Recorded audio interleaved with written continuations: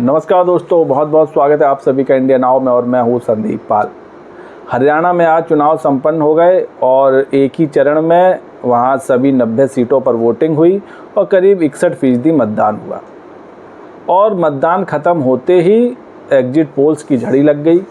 एक के बाद एक तमाम टीवी चैनल्स और चुनावी एजेंसियों ने मिलकर जो एग्जिट पोल किए थे उनके नतीजे सामने आ गए। इन एग्जिट पोल्स में एक चीज़ बड़ी कॉमन है, वो ये कि हरियाणा में बीजेपी की वापसी नहीं हो रही है। कांग्रेस अपने बूते सरकार बनाने की स्थिति में नज़र आ रही है। हालांकि कुछ एग्जिट पोल्स में इंडिपेंडेंट कैंडिडेट्स को भी ठीक ठाक सीटें मिलती दिखाई गई हैं, करीब 10 से 12 सीटें, तो उनकी भी भूमिका अहम हो सकती है। वहीं बीजेपी 30 के अंदर ही दौड़ती नज़र आई है और जेजेपी का खाता खुलता नज़र नहीं आ रहा है। वहीं जो बीएसपी और इनेलो का गठबंधन हुआ है वो भी कुछ खास कमाल नहीं दिखा पा रही है, ऐसा एग्जिट पोल्स में बताया गया है। हालांकि हरियाणा चुनाव की असल तस्वीर क्या होगी वो साफ़ हो जाएगी 8 अक्टूबर को, जब देश की जनता को पता चल जाएगा कि हरियाणा में किसकी सरकार आ रही है।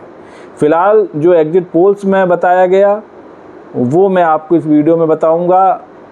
तमाम एग्जिट पोल हुए, बड़ी बड़ी एजेंसियों के एग्जिट पोल, उन्होंने कांग्रेस को कितनी सीट दी, बीजेपी को कितनी सीट दी, बीएसपी और इनेलो के गठबंधन को कितनी सीट दी, जेजेपी को कितनी सीट दी।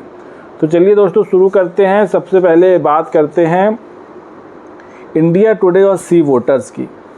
इसका जो एग्जिट पोल है उसने यहाँ पर कांग्रेस को 50 से 58 सीटें मिलती नज़र आ रही हैं इनके एग्जिट पोल में। वहीं जो बीजेपी है वो महज 20 से 28 सीटों पर सिमटती दिख रही है और तीसरी बार सरकार बनाने से चूक रही है।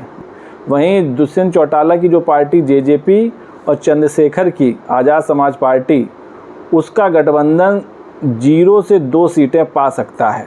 वहीं अन्य को 10 से 14 सीटें मिल सकती है और इस अन्य में इनेलो और बीएसपी भी शामिल है।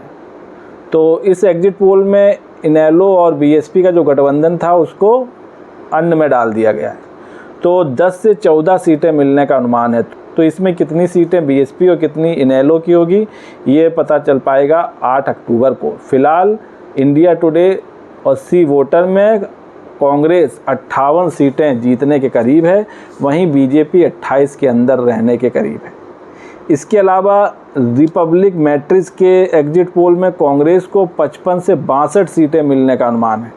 वहीं बीजेपी 18 से 24 सीटों तक सिमटती नज़र आ रही है और इसमें बताया गया है कि अभय चौटाला की जो इनेलो है उसको 3 से 6 सीटें और जेजेपी को 0 से 3 सीटें मिल सकती हैं और अन्य के खाते में 2 से 5 सीटें जा सकती हैं। तो इस एग्जिट पोल में इनेलो को 3 से 5 सीटें मिल सकती हैं, जेजेपी को कहीं ये खाता भी ना खुले और हो सकता है 2 से 3 सीट मिल जाएं, लेकिन कांग्रेस को 62 सीटें 55 से 62 सीटें मिलती दिख रही हैं।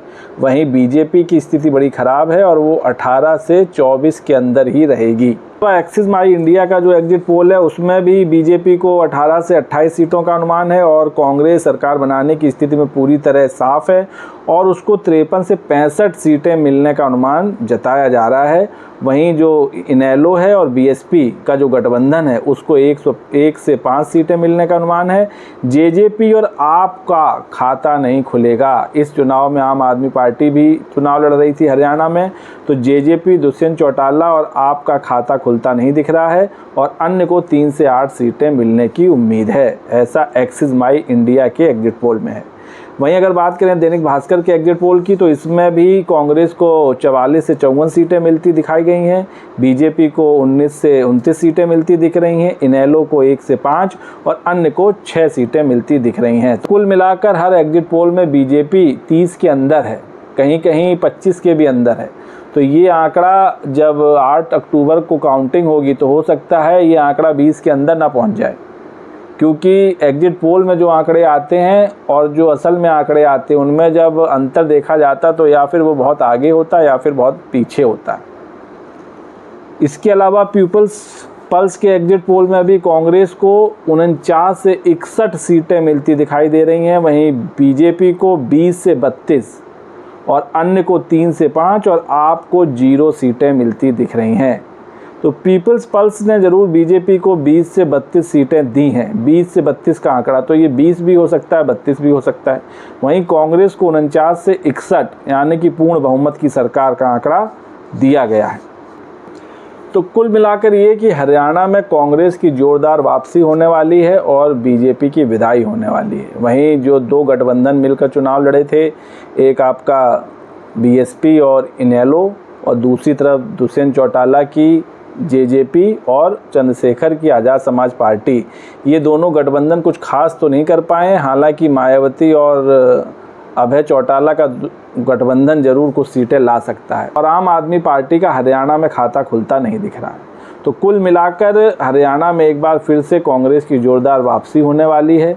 10 साल का सूखा ख़त्म होने वाला है और कांग्रेस अपने दम पर सरकार बनाने वाली है।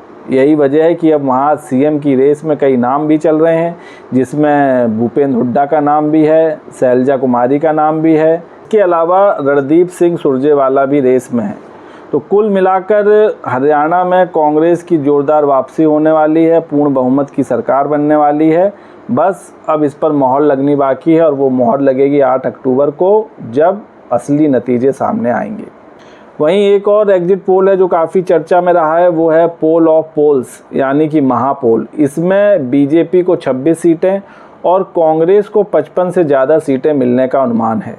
तो कुल मिलाकर जितने भी एग्जिट पोल हैं, सब में एक चीज़ बड़ी साफ़ है, वो ये कि हरियाणा में कांग्रेस की सरकार बनने वाली है, बीजेपी की विदाई होने वाली है, आम आदमी पार्टी का खाता नहीं खुलने वाला है और जो दुष्यंत चौटाला की पार्टी जेजेपी है वो भी बुरी स्थिति में पहुंच गई है। इसके अलावा जो बीएसपी और इनेलो का गठबंधन हुआ था, वो ज़रूर कुछ 4 से 5 सीटें जीत सकती है और उनकी पार्टी को थोड़ी ऑक्सीजन मिल सकती है।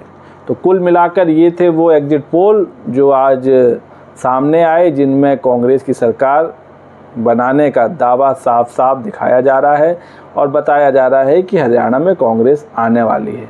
और इसके असल नतीजे, सही तस्वीर, साफ तस्वीर पता चलेगी 8 अक्टूबर को, जब वोटों की गिनती होगी।